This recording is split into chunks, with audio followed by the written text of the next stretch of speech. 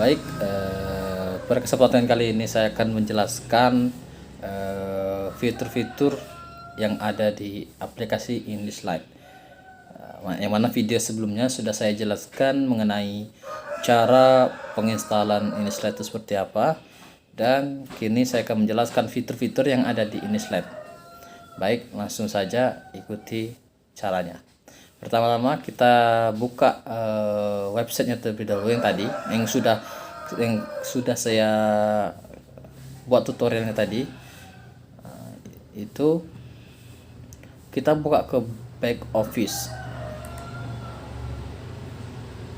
Kita tunggu sebentar. Oke, berhubung saya tadi sudah masuk, jadi saya langsung masuk ke ke profil saya. Nah, ini ada foto saya, ini nama saya, Perpustakaan Pusat. Baik, di sini saya akan menjelaskan fitur-fitur yang ada di sini. Baik, yang pertama yaitu akuisisi. Akuisisi ini adalah pengadaan barang, daftar nama sumber perolehan, entry koleksi RDA, daftar koleksi, jilid koleksi, dan lain sebagainya. Adapun juga di sini ada katalog, entry katalog, ada selling katalog juga bisa, daftar katalog dan lain sebagainya. Daftar konten digital, keranjang katalog. Jadi semua katalogisasi, baik itu dari pengentrian sampai daftar koleksi pun ada di sini. Artikel ada, buku pun ada. Tinggal kalian mencari saja di sini. Lengkap pokoknya kalau di English Lite ini. SKCKR ini saya belum mengetahui kegunaannya apa. Oke. Selanjutnya yaitu keanggotaan. Nah, ini bagian keanggotaan. Ada entry anggota. Entry anggota ini bisa digunakan pada saat memasuki menjadi anggota. Namanya siapa, alamat telepon, eksemplarnya berapa. Nah, ini daftar anggota ada juga. Nah, ini untuk memberi nama ini, jenis identitasnya apa. Misalnya dia memberi KTP, kita kasih apa, atau tidak NIK atau NIM. Kalau mahasiswa kan NIM, nomor identitasnya seperti berapa, nama lengkap dan lain sebagainya. Nah, ini untuk pengentrian anggota baru. Nah, untuk pengentrian anggota ini bisa secara manual atau sendiri. Nah, kalau sendiri di sini juga ada pendaftaran anggota. Jadi orang bisa mendaftar anggota sendiri lewat sini. Ada dua cara jadi. Ada juga import data Excel. Jadi import data anggota-anggota yang ada di perpustakaan ini bisa diimport. Nah, lalu daftar sumbangan berapa, daftar perpanjangan juga ada berapa. Perpanjangan maksudnya masa waktunya. Karena di perpustakaan tuh kan kita anggota itu paling enggak berapa tahun dikasih waktu kan. Ada yang 2 tahun, ada yang 3 tahun, ada yang 5 tahun, bahkan hanya cuma 1 tahun. Di sini ada daftar perpanjangan. Jadi siapa aja yang sudah memanjangi daftar keanggotaannya ada di sini semua. Keranjang keanggotaan. Oke, lanjut ke sirkulasi. Nah, sirkulasi ini ada dari entry peminjaman. Jadi setiap pelanggan yang datang ke perpus yang meminjam, semua data ada di entry peminjaman. Selanjutnya yaitu entry peminjaman susulan. Susulan ini warnanya seperti kita mau minjam buku, gimana ya maksudnya, susulan ya seperti itulah pokoknya. Adapun daftar koleksi dipesan. Nah, koleksi dipesan ini jadi semisalnya buku yang ingin kalian pinjam belum ada, masih diproses masih dipinjam sama orang lain, tapi kalian sudah memesan terlebih dahulu. Nah, ini bisa dilakukan. Jadi orang lain tidak bisa meminjam buku ini karena buku ini sudah terpesan sama orang lain sudah. Jadi seperti membooking gitu lah, booking. Selanjutnya itu daftar peminjaman, daftar entry perpanjangan.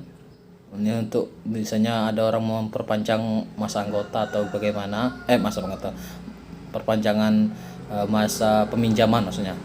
Masa peminjaman bisa lewat sini. Entry pengembalian. Nah, entry pengembalian ini jadi misalnya orang mau mengembalikan buku, nah, kita tinggal kita tinggal masukkan kodenya di sini. Nah, nama barcode yang di buku, nomor kode inventarisasi bisa juga. Seperti itu mah tadi sirkulasi. Oke, tadi sampai entry pengembalian ya.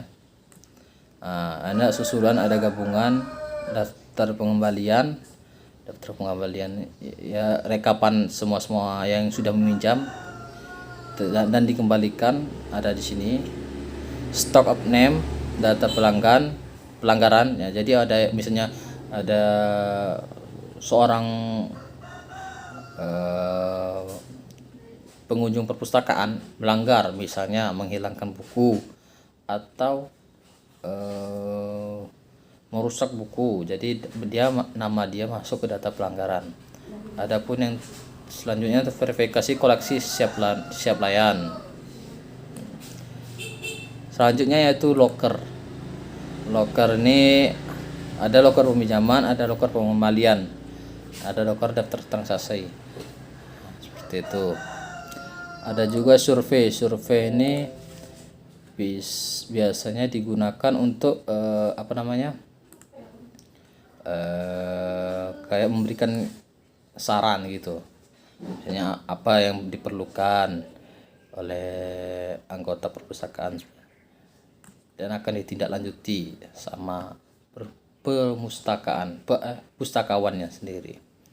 Survei ini pun sudah ada di depan ini. Nah, survei di si pengunjung juga bisa memberikan surveinya ke tombol survei ini ya.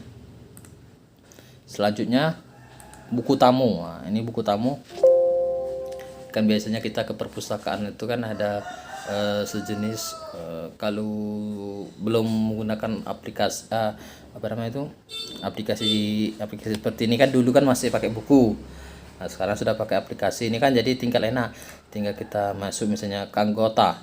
Kita misalnya sudah jadi anggota, tinggal kita masuk ke anggota, waktu pengunjungannya kapan, nomor anggotanya, nama lengkap, jenis anggota, lokasi ruang yang akan dituju, lokasi perpustakaannya di mana, tujuan kunjungannya apa.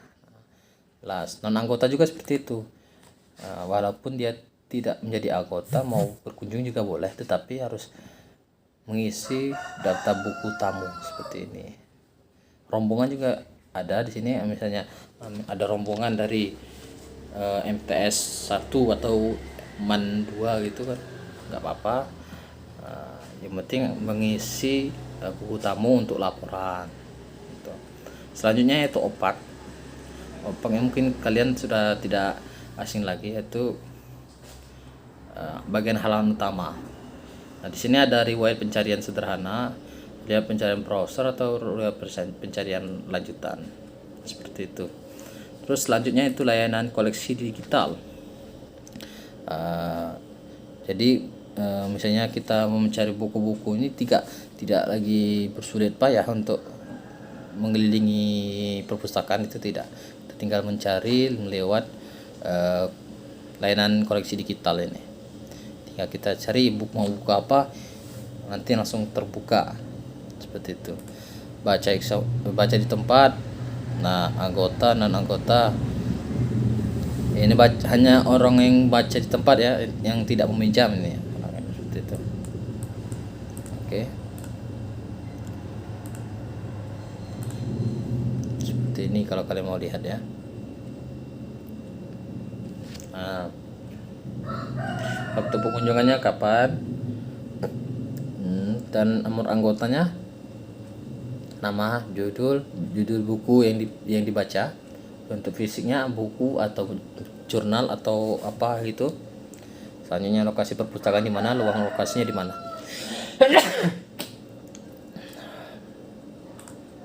Oke. Setelah baca di tempat, di sini ada tulisan laporan. Di sini laporan ini banyak juga.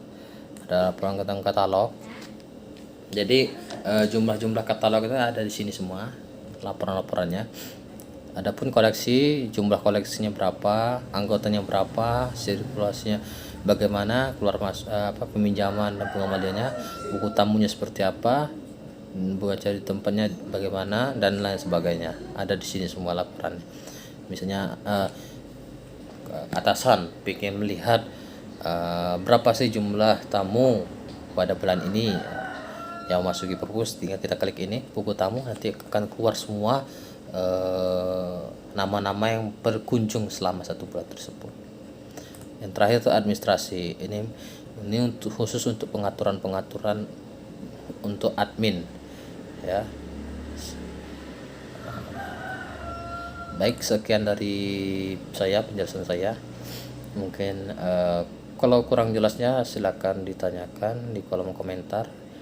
Baik, terima kasih. Akhirul kalam. Assalamualaikum warahmatullahi wabarakatuh.